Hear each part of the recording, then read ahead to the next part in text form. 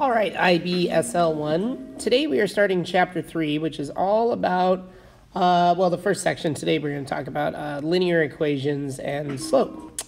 First up, another word for slope that you're going to hear a lot in IB curriculums is the word gradient. So if anytime you hear the word gradient, it just means slope.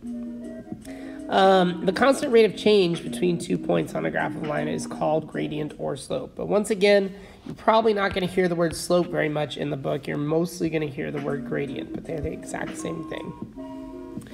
Now, a couple of examples right here. If we could find the gradients of these lines. If I'm just given graphs like this and I'm asked to find the slope or gradient, I just look for some solid intersections where like the line crosses over an intersection on the graph. So here I can see that it passes perfectly through this point, and then there's another point here. So remember that a slope, an M or a gradient, is a rise over a run. So if I zoom in on this graph and I count blocks, this goes up 3 and over 2. So here, the slope, or we'll say the gradient, is the rise over the run, which is 3 over 2. So the gradient is 3/2. So that's kind of small. Okay, let's do it on the fly, make it bigger. Now the second graph, once again, you just look for like points that are pretty solidly through intersections. So when I look at the second graph, I see an intersection here and an intersection here. So if I do a little zoomy here, this graph is going downhill as you go from left to right. So it's going to be a negative slope. So first the rise, instead of going up, goes down. So this is goes down 1, 2, 3, 4. So that's like a -4 drop, and then it goes to the right 1. So here the gradient would be -4 over 1, which is just -4. You of course have seen these before a lot. We're just kind of re-going over a couple things before we get off and running in Chapter 3. Now, if you're just given 2 coordinates, not on a graph, and you're not into counting blocks, if they just give you the coordinates in like a coordinate form, like parentheses, number, comma, number, the formula for finding slope is y2 minus y1 over x2 minus x1. That's where x1, y1, and x2, y2 are any 2 points on a line. You don't always have to go y2 minus y1. You could do y1 minus y2, but then you have to switch the order on the bottom as well. So we would go x1 minus x2. Some examples of that. We're going to find the gradient of a line passing through these given points. Well, if I look at this first one here, and we call this one x1, y1, and this one x2, y2, then our slope, lowercase m, is going to be y2 minus y1 all over x2 minus x1. So this is 3 over 2. And that's that. That is the slope between those 2 points. I don't know why I gave myself so much room here. What math did I think was going to happen? The second set of points, we also have to find the slope. So once again, I'll call this x1, y1, and this x2, y2. So the slope is going to be y2 minus y1 all over x2 minus x1. So notice we get minus a negative there. So on top we get -4, but then on the bottom we get +1. So this is just -4. Wait a minute, were those the same slopes from up here? You got me again, book. 3/2, -4. So that's the same thing, it's just looking at the coordinates.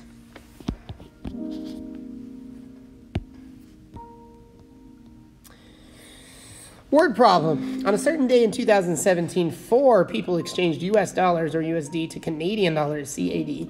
The amounts they exchanged and received are shown in the table. So person number 1 changed in $5 and got $6.25 Canadian, And then the second person did 10 into 1250, 20 into 25, 50 into 6250. They also gave us a nice little graph here of what that looks like. It's kind of cool. It says, this data is linear. A scatter plot is graphed to show these values of USD against CAD. Find the gradient of the line joining these points. Explain what gradient of this line tells you. Well, if they're asking me to find the gradient of that line, I can pick any 2 points and then use the slope formula. So I'm going to pick this as my x1, y1. So picture that as like x1, comma, y1. And then I'm going to choose this as my x2, y2. So we'll say m is equal to, and then on top we'll do y2 minus y1. So y2 is 6250, and then y1 is 625. And then on the bottom it'll be 50 take away 5. When we do that, we will get, well, here, I'll crunch it out for you. 6250 minus 625 is 5625. And then 50 take away 5 is 45. So then if you do 5625 divided by 45, you get 125. Now, the second part of this says, 125, what does that represent? I explain the gradient of this line and what this line tells you.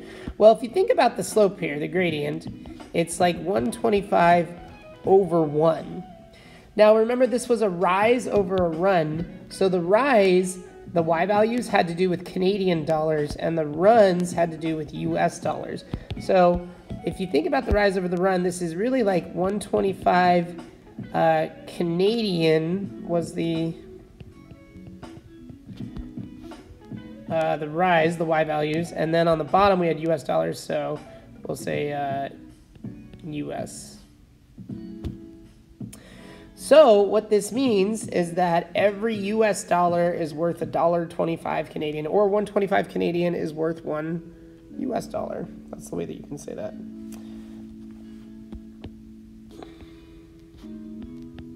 So 1 US dollar is equal to $1.25 CAD, Canadian. Excuse me.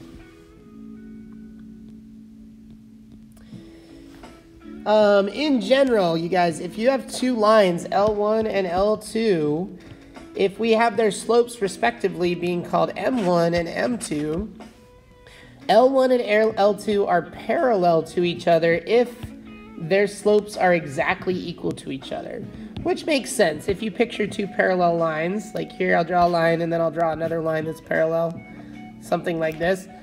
These two would have the same slope. If you do a little slope triangle on both of them, it'll be the same rise over the run.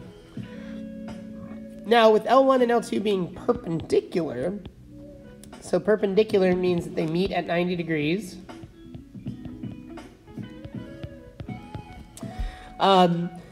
The book put this in a weird way where they said if you multiply their two slopes, so if you take M1 and multiply it with M2, that you will get -1, which is true, but the way I think of this is that M1 and M2 are negative reciprocals of each other.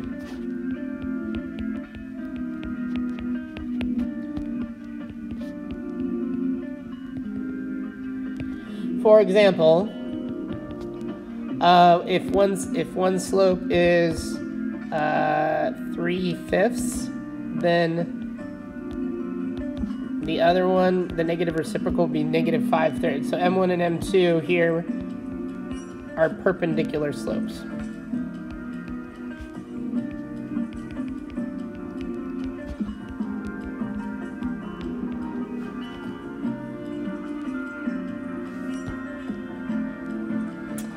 Identify any lines that are parallel or perpendicular in this set. So they're giving us 4 different lines. Line 1, line 2, line 4, and line 3.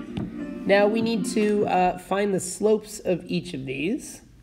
I'm going to use the slope formula that they gave us, the y2 minus y1 over x2 minus x1. So here, I will say m1 is equal to 7 minus 3 and 2 minus negative 4. So that's 4 over 6, which is 2/3. So that's the slope of the first one. The next one, using the same formula, you get negative 2 minus 0 all over 1 minus negative 2, which is negative 2/3. Same strategy for M3 here. We'll do negative 3 minus 1 all over 11, take away 5. So what's that? Negative 4 over 6. Which is negative 2/3. Ooh, I already see a match, you guys. And we'll do the last one. M4 is 2 take away 5 all over negative 1 minus 3. Which on top you get negative 3, and on the bottom you would get negative 1 plus 3, which is 2. So negative 3/2. Okay, let's think about this. First up, I see that this slope and this slope are matching. So one thing I can say is that line 3 and line 2 are parallel because they have the same slopes. Now, are any of these perpendicular to each other? You have to think of two slopes multiplying to get negative 1, or just think that one is the negative reciprocal of the other. So, if I take this slope here, 2/3, if I turn that upside down and make it negative, the negative reciprocal, yes, it will match up with this one. So these two are perpendicular.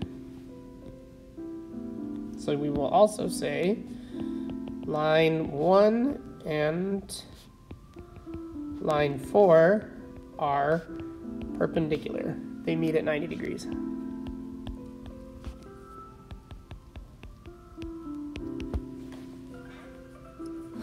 That's that.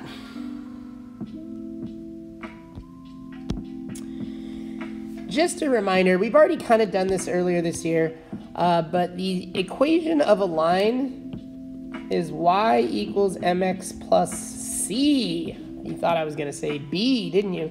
But remember, all letters are just a construct of man. They're just placeholders for numbers and things. So it doesn't matter if we do the British y equals mx plus c. You can do y equals mx plus unicorn, as long as the unicorn is the y-intercept. So the y-intercept is that letter on the end, and m is the gradient. You guys have seen this before. We've done it earlier this year. We're going to do a couple examples. First up, find the equation of the following line. Well, the first thing I see with that line is that it crosses at positive 1. So I know that the equation is y equals something x plus 1. But that something is going to be the slope. So if I find the next point that's perfectly on an intersection, which I think is this one, so then it goes up 1, 2, 3, 4, and over 1, 2, 3. So this is a plus 4, plus 3. So here the slope is 4/3. So that's what number needs to go right here. So the equation of this is y equals 4/3 x plus 1. And that one is done. Part B. Find the equation of a line with the y-intercept of 0, -4 that is perpendicular to the line with the equation this. Well, some people get confused with this because they're like, it's almost like they're giving you too much information. If we're going to construct a perpendicular line, we really just have to look at the slope here, that the slope of this line, or the gradient, is -7/2, which means that the perpendicular slope, so I'll say perp slope, is that upside down with the negative off of it, so that's 2/7. So if we're going to write a y equals mx plus c, it'll be y equals m, which is the gradient is 2/7 x, But then it has a y-intercept of -4, so I really don't even have to do much. I can just put a -4 on the end. And then we are done with that one too. All right, you guys, this is just part of 3.1. We'll do the rest of 3.1 next class.